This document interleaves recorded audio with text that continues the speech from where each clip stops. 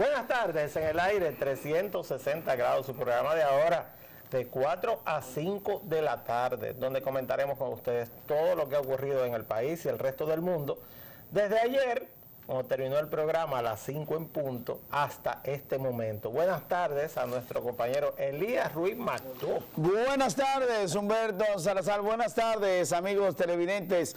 Así es, temprano en la tarde, para hablar de las principales informaciones en el ámbito nacional e internacional. ¿Y tú me preguntabas fuera del aire? Sí, pero antes de eso, hoy es jueves 28, ya te pregunto, del mes de septiembre del año 2017. Hoy es el Día Mundial de la Lucha contra la Rabia, porque un 28 de septiembre murió Louis Pasteur. Louis Pasteur, el sabio francés, que es el padre de los antibióticos y también el padre de la primera vacuna que se hizo contra la rabia, que es la famosa hidrofobia, que Elías y yo, pues, aprendimos desde la escuela. Yo soy mayor que Elías, pero nosotros en la escuela, ¿verdad, Elías? Sí. Siempre oíamos hablar de la hidrofobia. De la hidrofobia, exacto, claro que sí. de la rabia. Pues esa enfermedad, que es una enfermedad con una alta tasa de mortalidad, es combatida con una vacuna que se pone casi siempre después de la mordida de los perros, aunque también se transmite por otros animales, que quien la sintetizó, quien la creó, fue Louis Pasteur. Y en honor y en conmemoración al día de la muerte de Louis Pasteur, hoy es el Día Mundial en contra de la rabia, que casi no aparece ya, pero que es una enfermedad que tenemos que tener presente. Ahora, lo que sí yo quiero preguntarle a Elías, porque lo tengo aquí frente a mí, dice uno de los periódicos en la tarde de hoy, en la edición digital, el polvo del Sahara, un peligro que está en el aire. Como yo no sé de tema meteorológico y él es experto en ese tema, yo le estaba preguntando fuera del aire, pero era para que lo comparta con nosotros. Sí, claro. El peligro. Claro que sí. Lo primero que quiero aclarar es que yo no soy experto. Pero a ti te gusta el tema. Ni soy meteorólogo. Pero te gusta, no, pero ¿te gusta o no te gusta el tema? Me encanta el Entonces, tema. no me mientas. No desmintiéndote. No desmintiéndote. Sí. Es que tú vas a estar de acuerdo conmigo. Ok. Porque, por ejemplo, tú eres médico, Exacto. anestesiólogo. Exacto. Tú conoces sobre el tema de la medicina. Exacto. Y cualquier tema, tú eres curioso y te actualizas y vives todo el tiempo leyendo. Y cualquier cosa que yo tenga curiosidad de la medicina, tengo que preguntarte a ti, porque tú tienes que saber algo. Claro que sí, claro. Ahora bien, en el ámbito del periodismo, de la comunicación social, nosotros no somos expertos de nada, ni somos expertos en medicina, ni somos expertos en ingeniería, ni somos expertos en la mecánica. Nosotros somos periodistas que entonces entrevistamos a los expertos. Pero hay temas que les gustan. Pero, perdón. Yo, en este caso, te voy a desmentir a ti. Si hay un tema que yo lo he vivido en carne propia, porque tengo mirándote hace muchísimos años en televisión, que a ti te gusta, es el tema de la meteorología. Perfectamente, yo estoy totalmente de acuerdo contigo. Ahora bien, insisto en que yo no soy meteorólogo. No, claro. En que yo no puedo venir aquí a este programa a decir, señoras y señores, tengan cuidado, porque hay un polvo del Sahara que eso puede infectar a todo el mundo. Eso es una irresponsabilidad del periodista. Quien tiene que advertir o no es el meteorólogo. Y doña Gloria Ceballos, que yo sepa, y yo leo todos los días el informe desde las 4 de la mañana, en ninguno de los informes advierte sobre esa situación el informe de la Oficina Nacional de Meteorología. Sin embargo, andan los medios de comunicación que el polvo del Sahara, y entonces aprovecharon mucha gente como pescando en río revuelto, infectólogos, dermatólogos, oftalmólogos, y ya tú sabes, recetando medicina.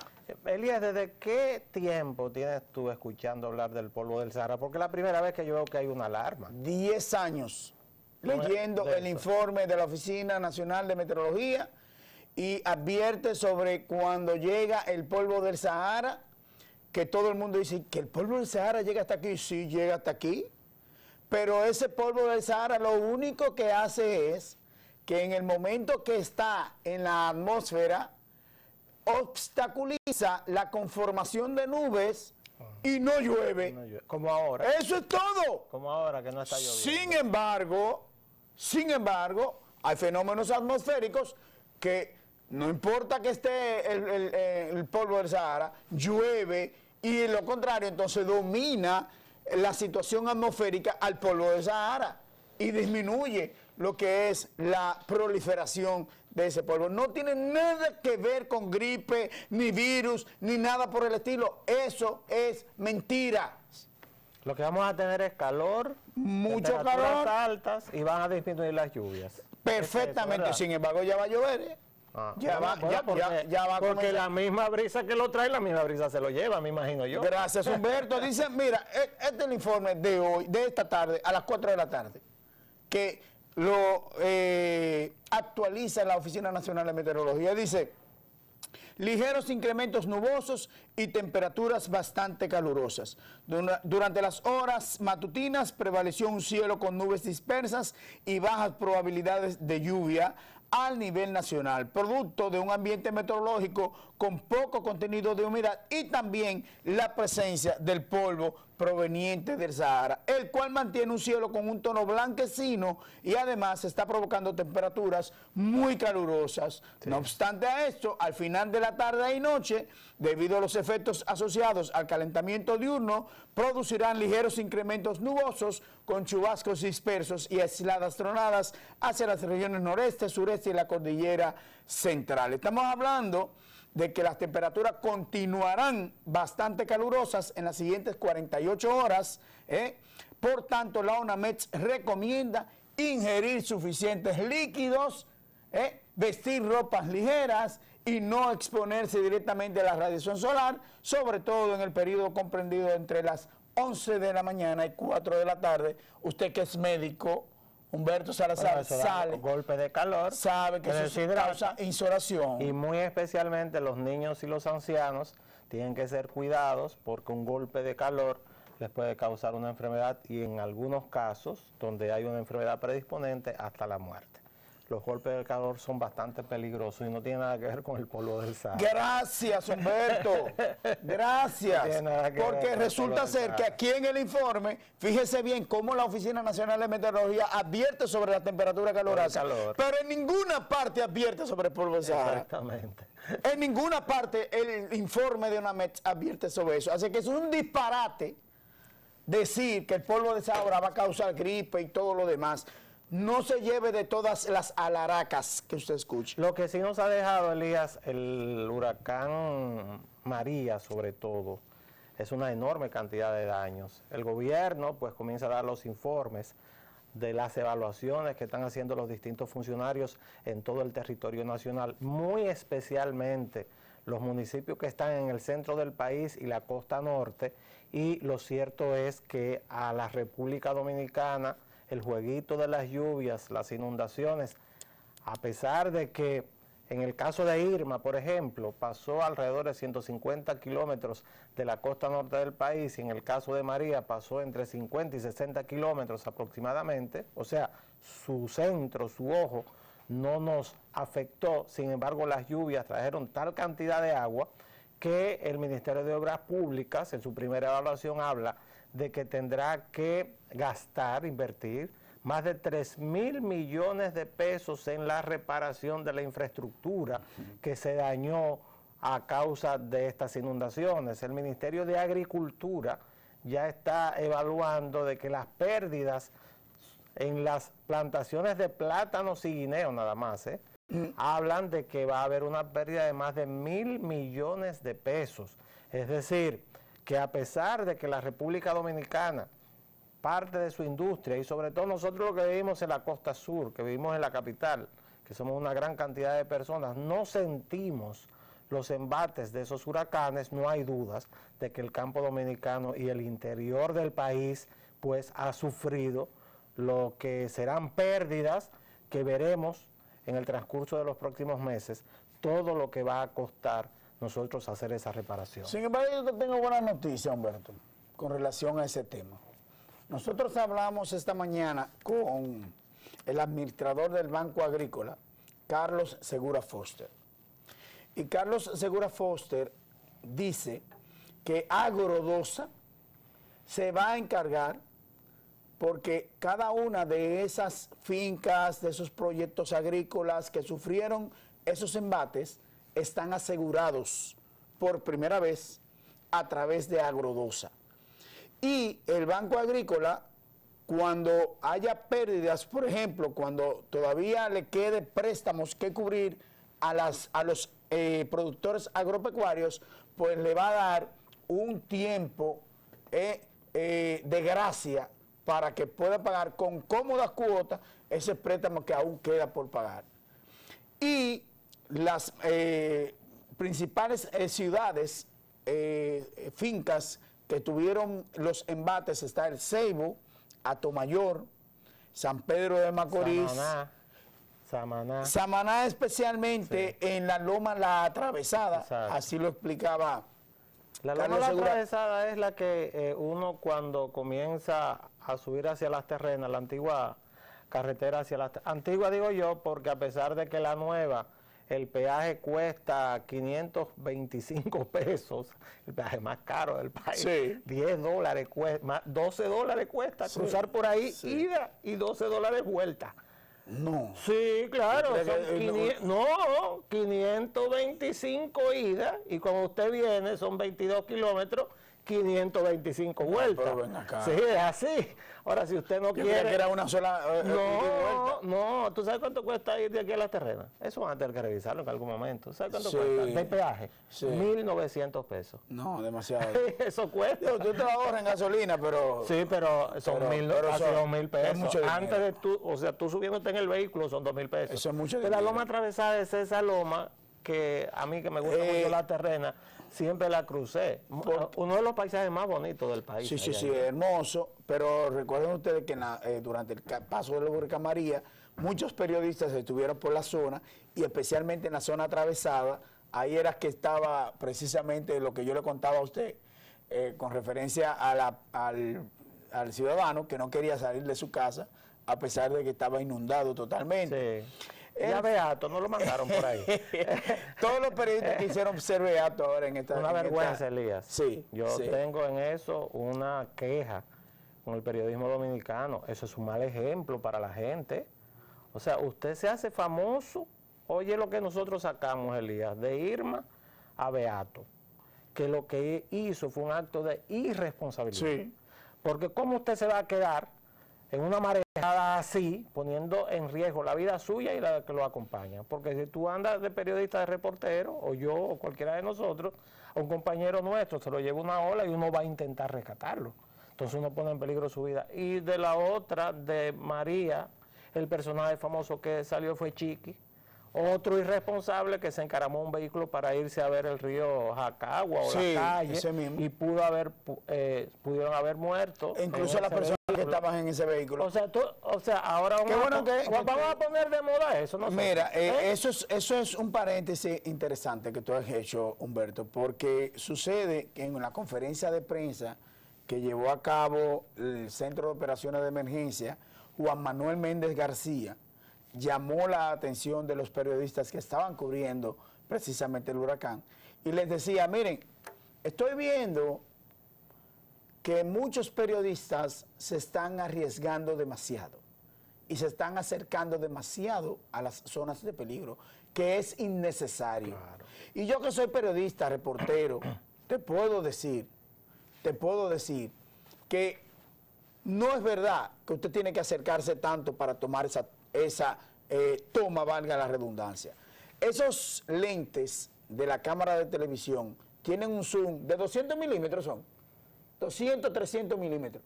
Usted a una distancia de medio kilómetro puede tomar perfectamente las costas y puede tomar todo. Y no tiene que acercarte a la orilla. No es necesario. Entonces, yo veía que todos querían ser Beato en el huracán María. Pero eso es para tener views. Por supuesto. Entonces, yo creo eso es irresponsabilidad. Aparte, mira, yo estoy diciendo déjame decirte algo, Elías. Mal ejemplo para la ciudadanía, muy mal ejemplo, porque entonces la próxima inundación, todos los muchachos saldrán con una cámara para ponerse y ser famosos. No puede ser. Humberto, estaba lleno. Todos los puentes, todos los lugares como dice la Oficina Nacional de Meteorología, vulnerables, lleno de gente con celulares grabando. Sí, es que o sea, es una situación que, como tú dices, nosotros somos los que tenemos que dar ejemplo. No podemos estar haciendo esto porque eso es lo que va a hacer la ciudadanía. Pero amén del paréntesis en que tú mencionabas, yo decía que la buena noticia es que el Banco Agrícola va a garantizar por lo menos el subsidio a todos los predios agrícolas que fueron afectados. Hoy, el administrador del Banco Agrícola iba a conversar con el presidente Danilo Medina y le iba a dar el informe de todo lo que ha pasado en las zonas agrícolas del país. Como tú bien mencionabas, en el ámbito de las obras públicas ya se está interviniendo, en el ámbito del INVI, que está reconstruyendo las casas, ha sido conformada lo que se llama una unidad de acción rápida del INVI.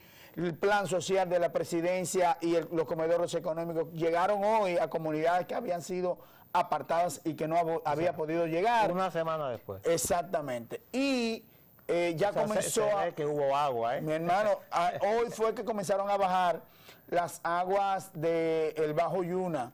Hoy comenzaron a bajar también, en Los Contreras. Y también, Elías, hay un informe del director del Servicio Nacional de Salud, del doctor Nelson Rodríguez. Sí. Porque hay 3 etapas en el problema epidemiológico posterior a estas inundaciones. La primera etapa, dice Nelson, o el doctor Rodríguez, yo digo Nelson porque es mi amigo. Sí, sí, sí. Dice Nelson, tengo que decir Nelson. Sí, es amigo. No estoy acostumbrado a decirle nuestro amigo. Rodríguez, exactamente.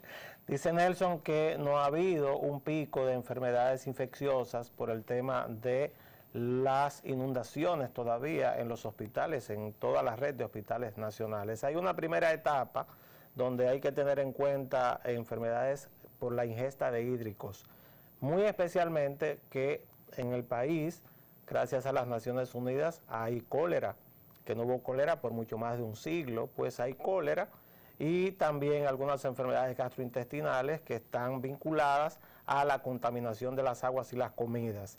Posterior a esto, entonces, los televidentes tienen que tener cuidado en no caminar descalzos en esas aguas aposadas, porque lo próximo que viene, e incluso también en el periodo más cercano a la inundación, es la leptospirosis, que es una enfermedad potencialmente grave que tiene una letalidad, es decir, que va a provocar un 10% de muertes en las personas que se infectan.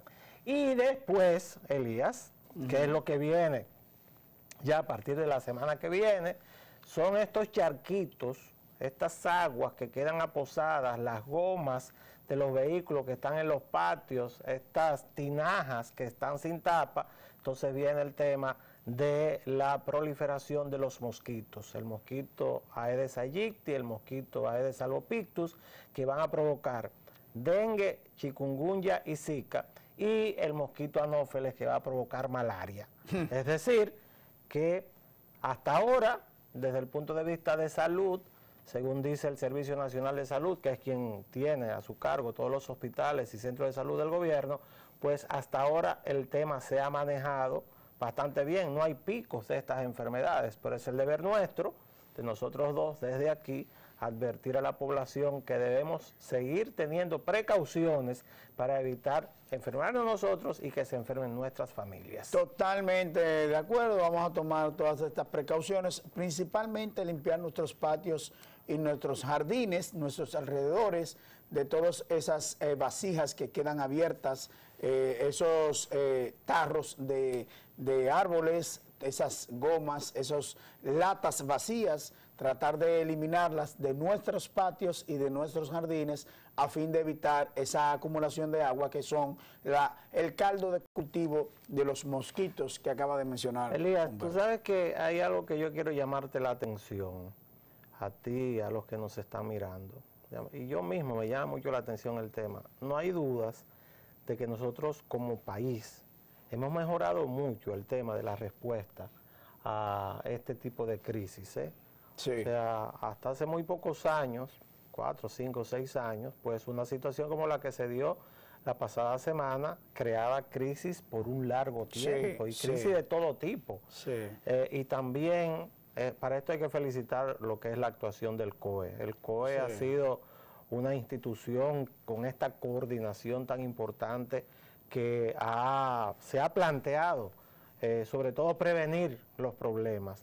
Y también se nota que causó efecto la vuelta al país y dejar el tema de Naciones Unidas en Nueva York al canciller del presidente Danilo Medina. O sea, el presidente Danilo Medina, ante el peligro del huracán, él vino a atender su cartón. Sí, totalmente de acuerdo. Fíjate que tú mismo dices que el director del Banco Agrícola, el administrador del Banco Agrícola, Segura Foster, cuando habla del seguro agrícola, eso no existía en el país. No. Eso es nuevo. O sea, ningún banco, ninguna compañía de seguro te asegura siembra por ese mismo problema. Viene una brisa y se va todo. Entonces, que el seguro agrícola cubrirá parte de las pérdidas. Pero fíjate que todos pasan por la oficina presidencial a dar informes. Y las reuniones previas, durante y después del acontecimiento. Mucha experiencia demostró Juan Manuel Méndez García en el manejo de lo que fueron las informaciones dadas a conocer durante el proceso. Lo que tú dices es cierto, o sea, esa experiencia que nos dio otros fenómenos atmosféricos y que ciertamente causaron muchísima alarma en la población porque causaron muchas muertes. Fíjense que ahora podemos decir que si hubo 1, 2 o 3 muertes, fueron por irresponsabilidades de las personas que no acataron el llamado de las autoridades de socorro, que decían que no cruzaran ni arroyos, ni ríos, ni cañadas, especialmente a nado, ni siquiera con vehículos, porque iba a suceder precisamente estas inundaciones y estos desbordamientos de ríos. Yo creo que sí, que la población además también se comportó bien ante el llamado que hicieron las autoridades, y la mayoría de la gente, por eso no hubo tantos acontecimientos. Bueno, vamos a una pausa y cuando volvamos, entonces vamos a tratar en la parte internacional algo que nos toca muy de cerca, la tragedia que está viviendo la vecina isla de Puerto Rico y por ende muchos de nuestros nacionales que viven allí. Volvemos después de la pausa.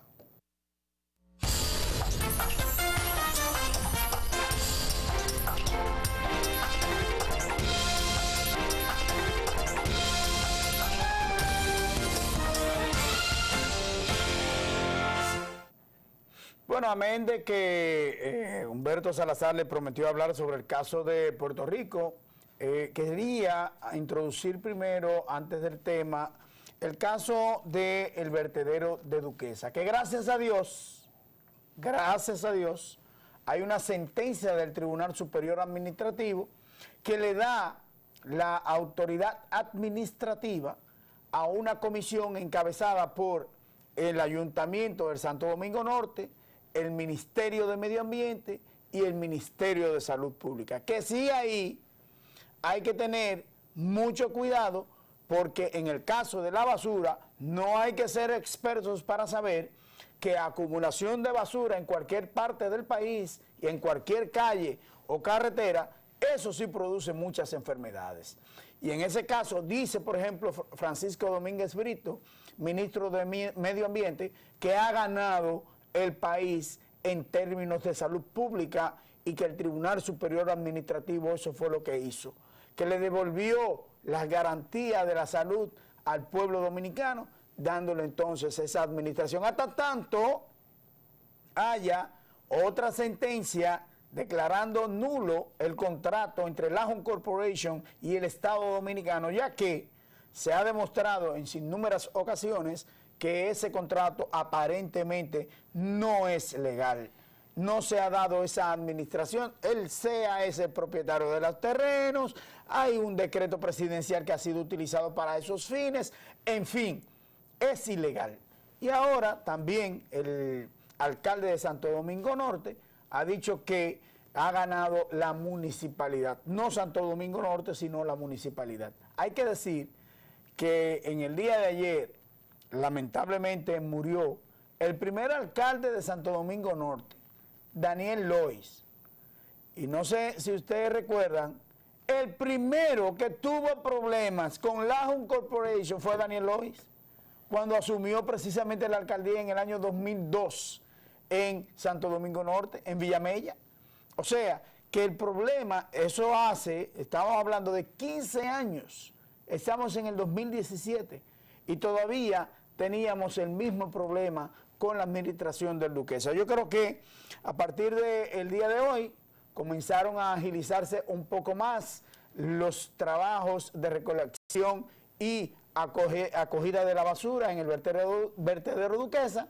A raíz de esta situación, cuando entonces ya la administradora, la comisión comienza a administrar, me parece que va a mejorar un poco más. Bueno, en el caso de la isla de Puerto Rico, en el día de hoy, frente a la presión de legisladores en el Congreso norteamericano, el presidente de los Estados Unidos, Donald Trump, pues dictó una orden para que por 10 días se pudiera violar un acta, la llamada Jones Act del año 1920, que impedía la entrada de buques que no tuvieran bandera norteamericana a los muelles de Puerto Rico, y por lo tanto va a comenzar a llegar una ayuda en forma masiva a un territorio norteamericano en un estatus especial que ha sido impactado de forma increíble. Es la isla, junto con Cuba y Santo Domingo y Jamaica, las más grandes de las Antillas, las llamadas Antillas Mayores. Pues Puerto Rico fue impactado de un modo increíble por el huracán Irma. En el huracán María hay lugares a donde todavía no se ha llegado.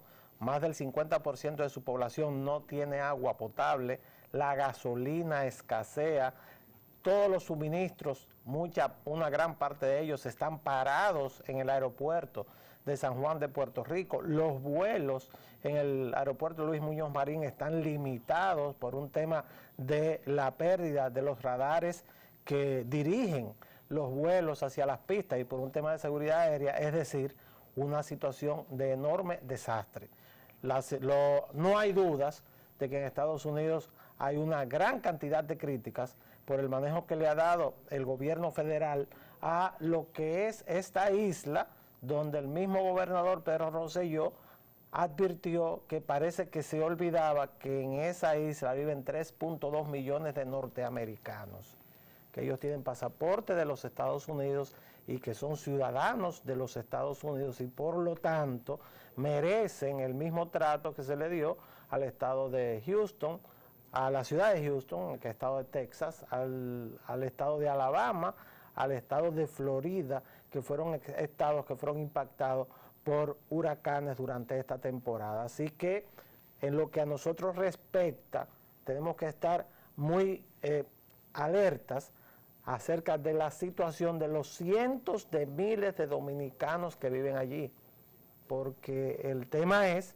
que Puerto Rico ha sido nuestro espacio, un espacio en el cual durante muchos años una gran cantidad de dominicanos ha migrado y la colonia dominicana es muy grande y está pasando por las mismas penalidades y vicisitudes que están pasando los nacionales puertorriqueños. Bueno, y en el ámbito internacional hay una situación con relación, bueno, es internacional, pero tiene que ver con la República Dominicana, porque el gobierno, el presidente Danilo Medina, el canciller de la República, han estado interviniendo en el diálogo entre la oposición venezolana y el gobierno de Venezuela, pero que lamentablemente la oposición venezolana no vino al país cuando se estaba esperando que se reanudara el diálogo en el día de ayer, precisamente día 27 de septiembre, puesto que la oposición venezolana dice que hasta que Nicolás Maduro y su gobierno no obtempere al llamado que ha hecho de las libres elecciones, de la libertad de los presos políticos y otras prerrogativas más, no va a integrarse al diálogo. Sin embargo, en el día de hoy veo una información que dice que está dispuesta la oposición política a reanudar el diálogo. Parece que hay conversaciones con relación a ese tema. El canciller de la República, Miguel Vargas Maldonado, se mostró ayer positivo, muy optimista con relación al tema. Desde el principio nosotros hemos sido escépticos a esa situación porque hemos visto en la historia de los diálogos que se han llevado a cabo en Venezuela que han sido un fracaso todos. Incluso cuando el representante del Papa en Venezuela y la comisión que encabezó y que ordenó UNASUR, y la que estaba integrada por Leonel Fernández, el propio José Luis Rodríguez Zapatero, y estaba Martín Torrijos. El hecho es que no ha habido éxito en ese sentido, pero la información que tenemos es que es la última oportunidad que se le está ofreciendo al gobierno de Nicolás Maduro para que llegue a un acuerdo y pueda llevar el país de Venezuela hacia una democracia liberal, porque la verdad, hay que decirla, hay una situación de dictadura prácticamente en Venezuela, y es una crisis económica, política y social. Hay otra situación que se va a producir en el fin de semana y tendrá que ser comentada aquí el próximo lunes, que es el referéndum que ha convocado el Parlamento de Cataluña para declarar independencia, la República Independiente de Cataluña, el próximo domingo, el 1 de octubre. Esto ha sido enfrentado por el gobierno del presidente Mariano Rajoy. El presidente del gobierno español pues ha puesto toda su fuerza, toda la fuerza del Estado para impedir que se realice este referéndum. Solamente hay que pensar que España es un reino, no es una república, es un reino. El rey es la representación del Estado español. Esa bandera española, que es roja y amarilla, ¿tú sabes por qué es roja y amarilla? No. Roja porque no existe, roja es oro y roja. Ni oro para comprarla, ni sangre para conquistarla. Eso es España. No hay suficiente sangre, por eso es que es roja en su composición, la bandera española. No hay suficiente sangre para conquistar esa tierra. Y es amarilla, color del oro, porque no hay suficiente oro para comprarla. Excelente. Entonces excelente ahí está un gran conflicto que existe en el Reino de España, y vamos a ver, porque no pueden dejar que hagan el referéndum, Elías, porque si se hace el referéndum, en todos esos territorios autonómicos hay movimientos separatistas. Vi que Donald Trump, un desastre. Donald Trump estuvo por allá y estuvo hablando de ese particular y dice que no está de acuerdo con que Cataluña. En el día de mañana, es una tontería que sea el gobierno. En el día de mañana, antes que nos saquen del aire, pues en nuestro Viernes de Salud, la doctora Rosario Almanzar hablará sobre el trastorno del crecimiento, los niños que no crecen. Nos vemos el lunes.